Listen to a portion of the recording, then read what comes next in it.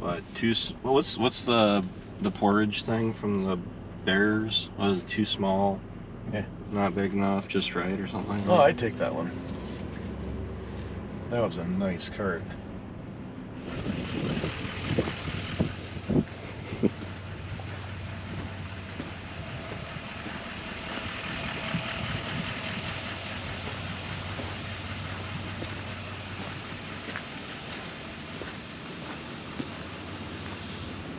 Does that look low profile to anybody?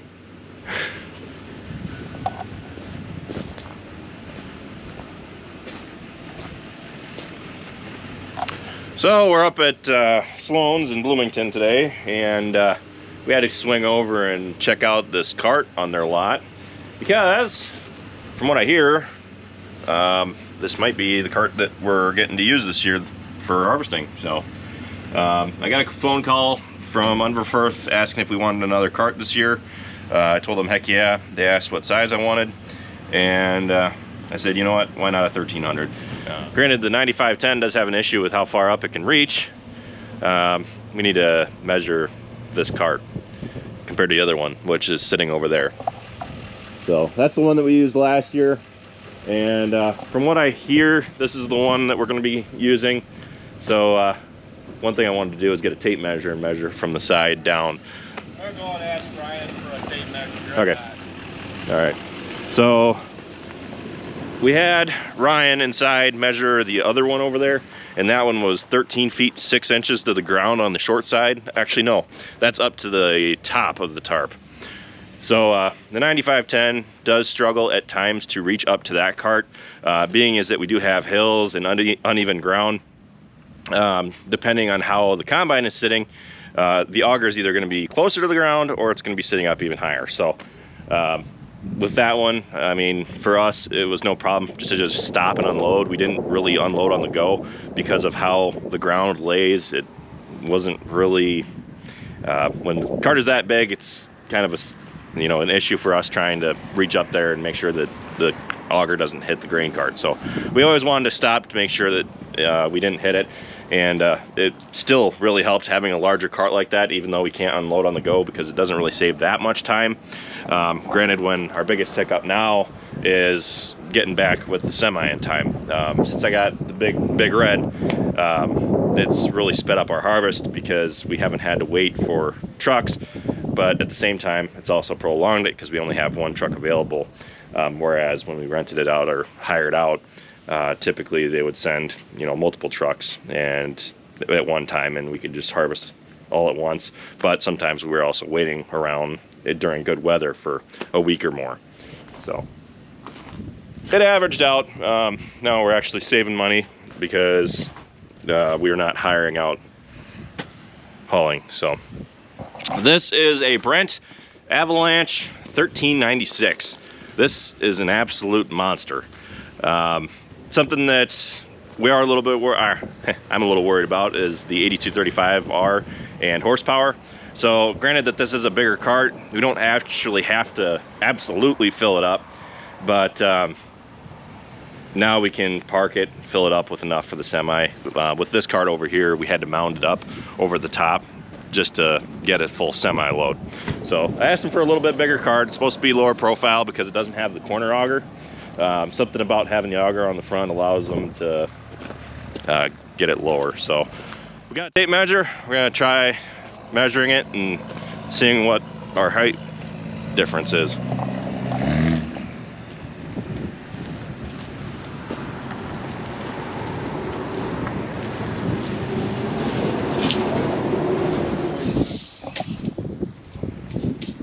So to this side, Just turn around and measure.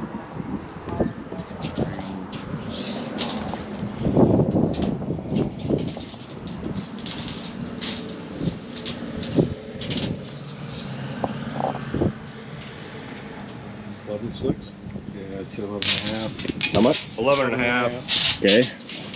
So Ryan told me that to the top of the on the other side, you said it was like 13.6, right? I thought so. On which side? The other one? Yeah. Go measure it though, I'm gonna double check. Okay. The other side doesn't really matter because we're always filling it from this side. No, I was going from about the center of the bow. That doesn't really count. Because normally we, Drill it on the side. yeah. And once we get it over, then we're okay. What'd you say it was? 11? 11 and a half.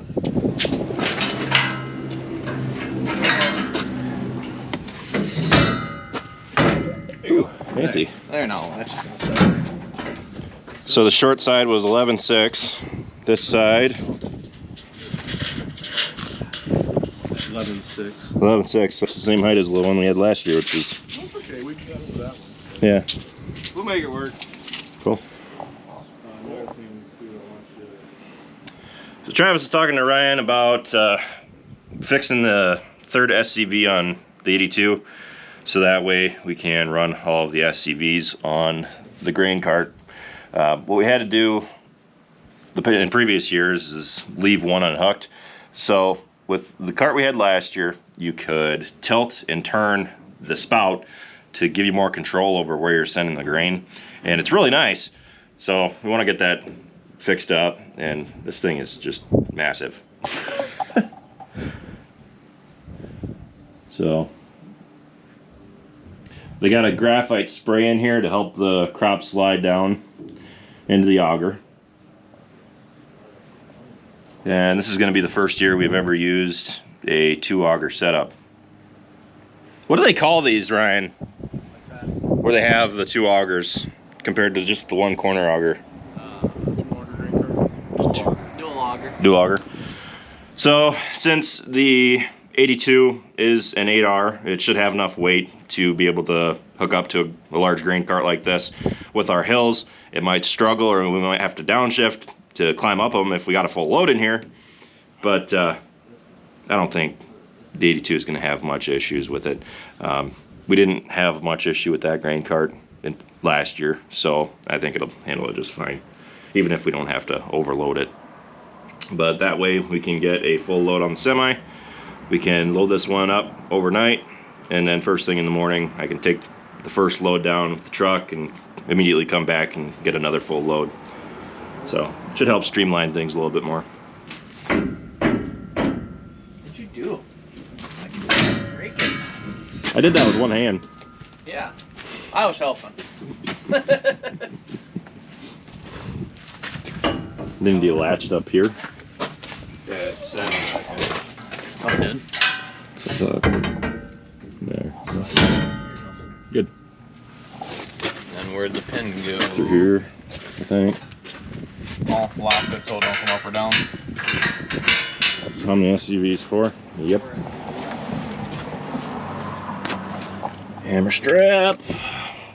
Bit large 1000.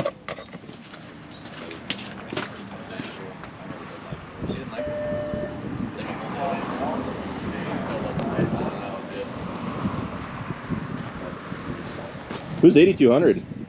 Could be yours. For the right price. For the right price. Everything's for sale.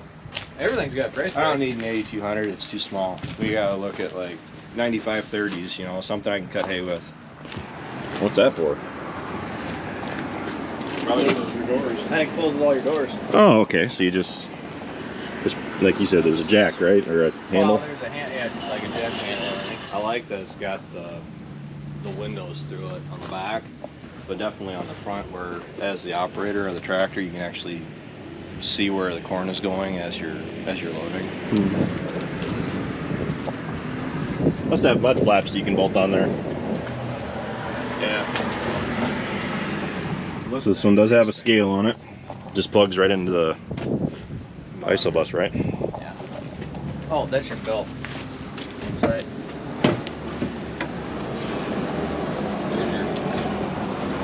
Okay. Not expecting to see a giant belt. Giant belt in there. Why would you want to turn it here? To loosen the tension on the belt. That's it over centers. Oh, okay. So that when you ever want to change that belt, you take that and over center it loose. And then when you put the new one on, then you pop it back over center to lock it on. It's a 2-wheel drive. Don't get any ideas. A good planter tractor. Yeah.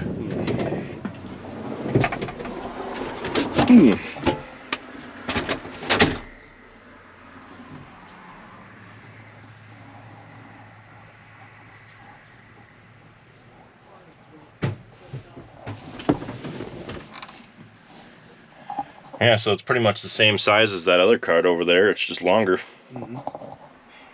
Once we get the final notice that this is in fact the cart that we are going to be using this fall, we'll probably bring the 82 up and get that SCV fixed, and at the same time just take it home when we bring the 82 up, just like we usually do when we pull these things home.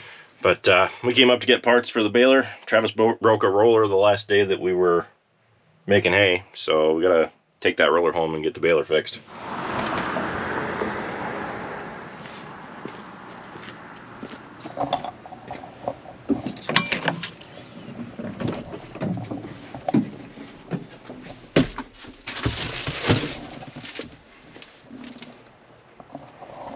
Yep, this tractor right here.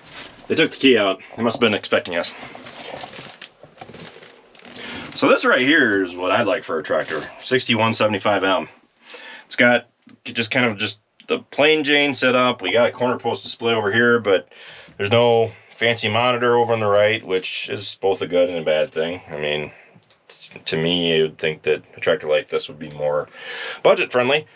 And I know that 6140s, depending on how many hours they got on them, are anywhere from 60 to 100,000. And this one's a 6175, so it's probably up in the higher end of that range. But it's got the joystick for a loader. That's pretty nice. Left-hand reverser.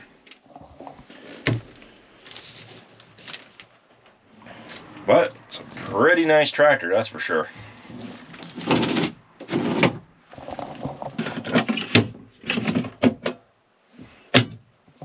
Someday.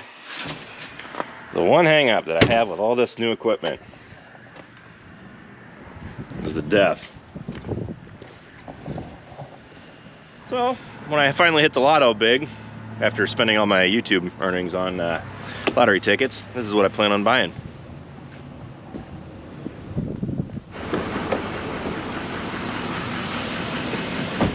I just heard back from Underverfirth, and that, as a matter of fact, is the grain cart that we're going to be using this fall. So I think it's going to be nice having those extra few bushels in the grain cart for storage, and it's definitely going to be nice using it this fall. So I just want to give a quick thank you to Underverfirth for sending this cart down for us. Having a bigger grain cart on the farm is a huge help for us to help streamline things and make things just overall easier for us. I can remember just a few years ago, we had to use the grain wagons and we had to tote the grain auger around to all the fields, and that was a real nightmare. And then I bought my first Brent grain cart, and it's gotten a lot easier since. So again, quick thank you to Underverfirth for sending this down. We had to run to Elkader to get the roller for the baler. It was at Bodensteiner Equipment, so we're bringing that home, and now we can start ripping the baler apart to get that fixed. So anyway, that's pretty much it for this video. I wanted to come up and since I was here, measure that grain cart and make sure that it is reachable with the 9510, because that's one of the first things that people told us when we were talking about, even last year, sending up a 1300 bushel grain cart, was we might struggle to reach it. And this one appears to be pretty much the exact same grain cart, just longer.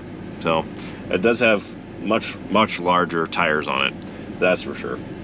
But overall, it's the same height off the ground, so works for us. Anyway, that's pretty much it for this video, guys. Thanks for watching. Be sure to check out all of our other videos. Be sure to like, comment, and subscribe. And be sure to follow us on Facebook, Instagram, Twitter, and Snapchat. All how farms work. And with that, I'll see you next time.